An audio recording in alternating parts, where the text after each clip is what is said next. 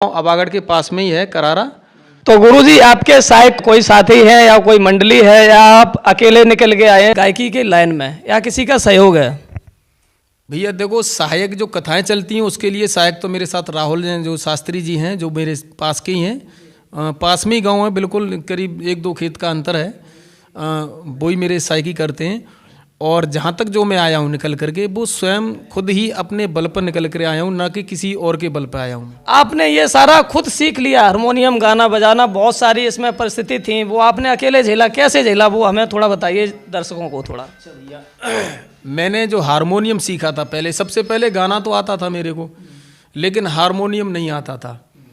तो हारमोनियम मैंने, एक शास्त्री जी थे मेरे पास के ही हैं, नगला खना के, सुरजन शास्त्री जी, बुजुर्ग हैं वो बेचारे। तो उनसे मैंने कहा, वो मेरे रिलेशन से होते हैं, मामा जी के साले साहब होते हैं मेरे के। तो मैंने कहा, उस रिश्ता से मैं मामा जी कहता हूँ उनसे, मैं मामा जी मुझे हारमोनियम सिखा दो। बोले कि बेटा तुम ऐसे हारमोनियम नहीं सीख पाओगे। मैंने कैसे? तुम खुद अपना हारमोनियम खरीद के लाओ जब सीखोगे। तो मेरे पिताजी ने मुझे हारमोनियम दिलवाया।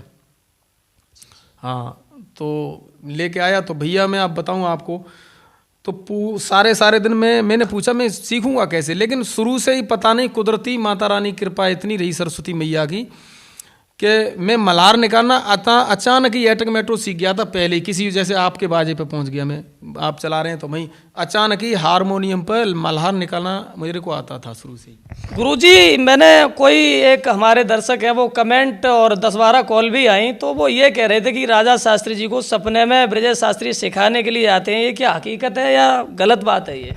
अच्छा भैया, जो बात आई है वो तो बताऊंगा ही बताऊंगा।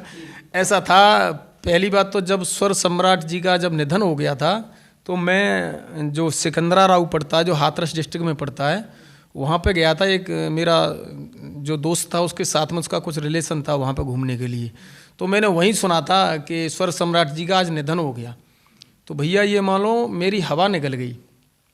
मैं घर पे आया, कहने का मतलब रास्ते मुझे चैन नहीं मिला बिल्कुल। घर पे आया तो मैं बहुत रोया, क्या बताऊं, जैसे मैं अपनी माँ के लिए, पिताजी के लिए रोया, उसी तरीका से सभी रोए थे। हम भी कक्षा 11वीं में थे तो बहुत परेशान हुए, सभी उनके चाहने वाले सभी रोए थे। तो अब मैं दिन के वक्त अगर मुझे नींद आ जाए, आप सपने की बात कह रहे हैं, दिन के टाइम अगर नींद आ जाए मुझे, तो दिन के बाद मुझे नींद आने के बाद जो सो जाऊं तो सपने में मुझे ब्रजेश शास्त्री ही दिखाई देते हैं।